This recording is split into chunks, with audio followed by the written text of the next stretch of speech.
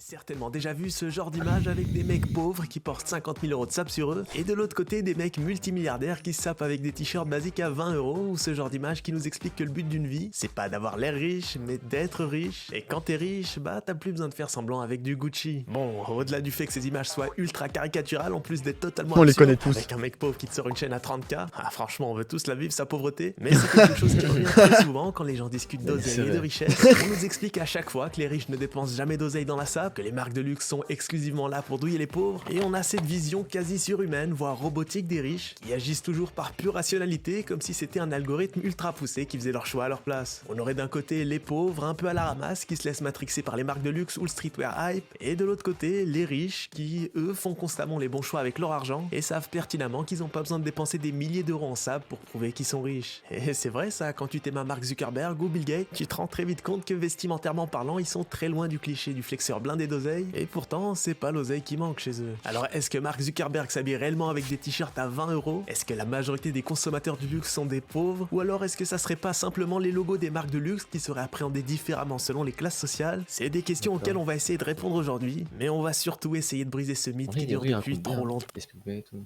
Hein? Il explique bien, genre. Ah oui, bah, je vous dis, c'est le meilleur youtubeur streetwear et tout. Vraiment.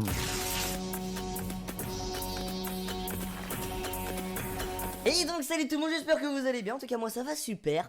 Comment vous dire que ça fait un petit moment que j'ai pas sorti de vidéo? Bon, ça fait une semaine quoi. Nouvelle vidéo, on va parler d'un sujet qui nous a tous rendu ouf, ce fameux cliché que les entrepreneurs d'Instagram On l'a tous vu, cette photo-là. depuis Ouais, des c'est vrai. années. Tu le dis une fois, c'est bon normalement, et les gens ils ont compris. Mais pourquoi répéter ça? On vous a justement demandé ce que vous en pensiez sur Insta. Ah, c'était assez tendu entre ceux qui adhéraient à 100% à cette vision et au contraire ceux qui pensaient que c'était des conneries. D'ailleurs, je suis passé dans une de leurs vidéos. Ah, j'étais content.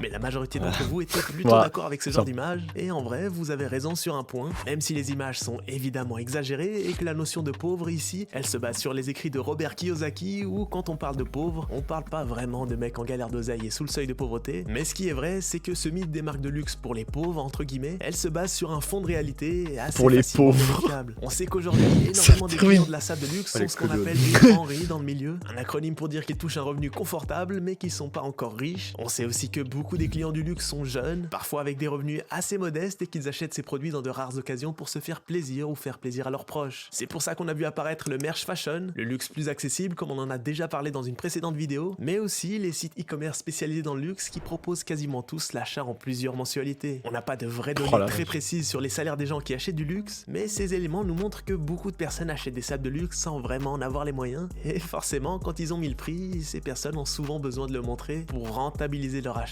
d'une certaine façon. C'est pour ça qu'on voit une courbe assez intéressante dans le monde de la mode en général, c'est que quand c'est pas cher du tout, en principe tu trouveras pas de logo ou un logo qui a très peu de valeur. Quand tu montes dans les gros tarots, tu trouveras évidemment des logos de luxe avec énormément de valeur aux yeux des gens, mais étonnamment quand tu montes encore plus haut en termes de prix, tu verras que les logos vont totalement disparaître puisque ces produits s'adressent à des profils différents où les logos de luxe trop voyants sont perçus comme vulgaires et inadaptés aujourd'hui. C'est des restes des coutumes anciennes où à l'époque l'aristocratie anglaise disait que porter les armoiries d'autres personnes c'était un bail de valet, et ils ont gardé ce principe de se dire que porter les logos des autres c'est pour les schlags. C'est pour ça que par exemple dans les événements de la famille royale en Angleterre, tu verras jamais un mec débarquer avec un t-shirt Gucci ou un cheval Vuitton, et pourtant que ce soit la famille royale ou les invités, il y en aura pas un seul qui sera sapé pour moins de 20 000 balles. Croire que les riches ne tombent pas dans le piège des vêtements excessivement chers, c'est assez naïf. Au contraire, ils payent beaucoup plus cher pour des sapes exceptionnelles en termes de qualité certes, mais avec un rapport qualité-prix tout aussi désastreux. On a simplement deux façons de consommer le luxe, celui des pauvres, toujours entre guillemets, qui sera du luxe plus voyant, qui se comprend tout de suite, comme peuvent porter les stars de télé-réalité, les influenceurs ou les vendeurs de formation qui veulent absolument faire comprendre qu'ils ont de l'oseille. C'est le luxe grand public, qui sera souvent victime de son succès et qui sera très contrefait et distribué en masse, ce qui lui fera perdre en exclusivité. Et de l'autre côté, on aura l'ultra luxe, plus subtil avec des signaux moins voyants que seuls les connaisseurs reconnaîtront et qui sera principalement pour les très riches, même ceux qui s'intéressent pas spécialement à la sape avec des marques comme Zegna, Tom Ford, Ralph Lauren Purple Label Inconnu. ou Loro Piana, qui proposent aussi des designs basiques et passent partout Loro à Piana. des prix qui passent un peu moins partout, et on se retrouve quand même avec des manteaux dignes des collections H&M de 2015 à 40 000 balles.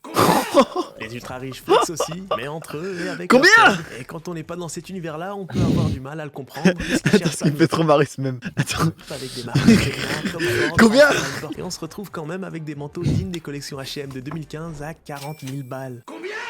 Les ultra riches flex aussi, mais entre eux et avec leur code. Et quand on n'est pas dans cet univers-là, on peut avoir du mal à le comprendre, puisqu'ils cherchent pas à nous impressionner nous, le bas peuple, et même au contraire, beaucoup d'ultra riches jouent de cette fausse modestie pour gagner en capital sympathie. C'est le cas par exemple de Mark Zuckerberg qui est souvent utilisé dans ce genre de mème. On le présente beaucoup trop souvent comme l'exemple du riche humble, focus sur ses projets et sa réussite, qui porte pas de Gucci. Mais les refs, faut vraiment pas croire qu'il se sape chez Uniqlo et qu'il fait ses courses au Carrefour Drive du quartier. Par exemple, ces t-shirts basiques qu'il pourrait très bien acheter chez n'importe quelle marque de sap pour une vingtaine d'euros, ils sont en réalité quand même faits sur mesure chez Brunello Cucinelli pour pas loin de 300$ chacun. Et peut-être qu'il a pas de logo Gucci sur son torse, mais le boug il a carrément racheté une île et les maisons de tout son quartier pour pas avoir de voisins. Mais c'est quoi ça? Qu'est-ce que tu caches sous ton sourire?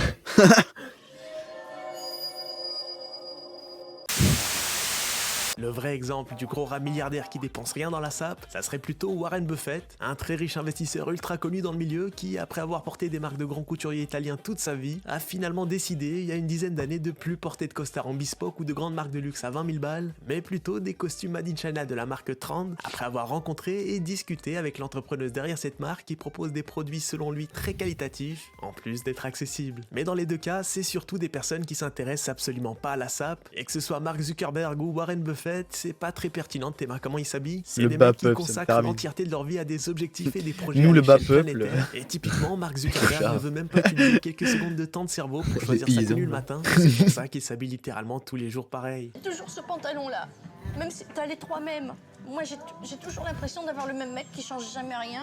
En fait, ça fait clochard.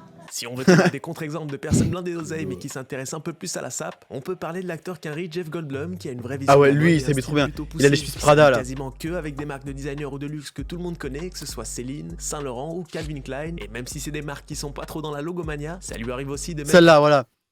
Et je l'ai vue, elle est trop belle cette chemise. des chemises Prada avec des giga logos et c'est même pas pour prouver quoi que ce soit, c'est juste que c'est des belles pièces qu'il apprécie et qu'il a très largement les moyens de s'offrir. C'est le cas aussi de GMK qui est lui aussi ultra Lui, c'est le fake, blindax et qui a une vision de la mode un peu moins poussée, mais on voit que c'est quelque chose qui l'intéresse un minimum. Il aime bien flex avec ses t-shirts Palm Angels ou Balenciaga, mais au-delà même du flex, quand t'as la chance d'avoir une vie de mec blindé, tu te retrouves forcément à traîner à c'est des qui endroits rime dans le avec des livre, gens frère. qui font que souvent, tu te mets à consommer du luxe, que ce soit des Regarde-les, restos, là. des hôtels ou des t-shirts de marque de luxe avec des giga logos ou non. C'est bien parce que beaucoup de riches, même d'ultra riches, ont eux aussi de l'ego et ce besoin de flex même en étant multimillionnaires que des marques comme Philippe Plein ont pu voir le jour, puisque malgré tout, même si les profils des consommateurs du luxe se sont énormément diversifiés au fil des années, les plus gros consommateurs du luxe, ça reste et ça restera toujours les personnes extrêmement riches. Donc clairement, ce mythe est absolument infondé, ces images d'entrepreneurs Insta sont totalement foireuses tant sur le fond que sur la forme. Bon, et un petit fond de vérité avec la petite balle perdue pour les mecs qui font la malin en Gucci avec le frigo vide, mais ils essayent maladroitement de te mettre ça en opposition aux milliardaires supposément humbles qui dépensent correctement leur oseille, ce qui est pas forcément vrai. Non, les milliardaires de la Silicon Valley n'achètent pas des sapes à 20 balles, même si leur dégaine pourrait le faire croire. Non, c'est pas une question de mindset et de vision des dépenses plus rationnelles non plus. Et la finalité de ce genre d'image à la con, c'est de te dire que vu que t'es pas encore millionnaire avec la villa à Saint-Tropez, t'aurais mieux fait d'investir tes 1200 € dans des actions Tesla en 2017 plutôt que dans l'achat de ta veste off-white que tu portes plus depuis 3 piges, ce qui, avec un peu de recul, est peut-être pas totalement faux, mais ça, c'est encore un autre débat. On va quand même rester sur notre débat initial et maintenant qu'on a à peu près tout dit, à vous de nous dire ce que vous en pensez dans les commentaires.